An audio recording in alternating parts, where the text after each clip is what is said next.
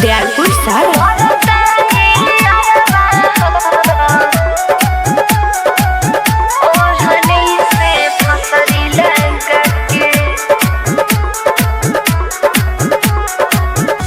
सखीना ससुरवा जाइबू हो, यारवा के दिल न दुखाइबू हो।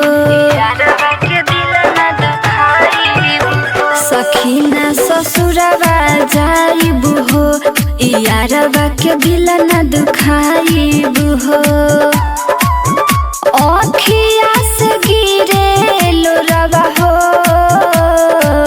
ओढ़नी से फसरी लगा के मरता यारवा हो। ओढ़नी से फसरी लगा के मरता यारवा हो। ओढ़नी से फसरी लगा के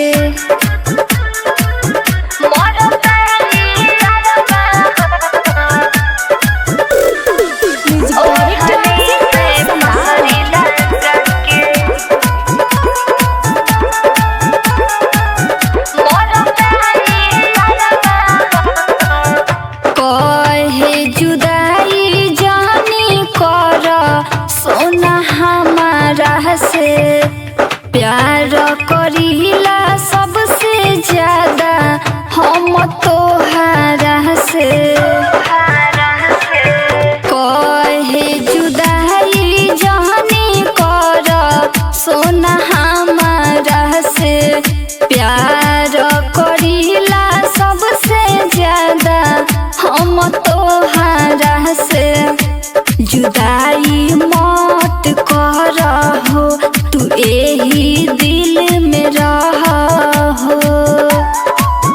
करे लागे हमसे निहोरवा हो, ओढ़नी से फसरी लगा के मरता यारवा हो। ओढ़नी से फसरी लगा के मरता यारवा हो। ओढ़नी से फसरी लगा के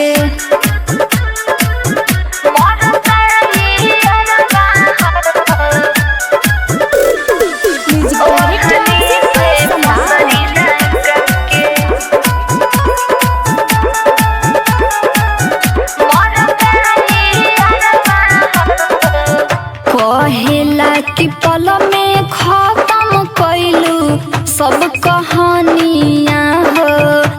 सोनू सजन के बन गैलू जाके रानिया हो।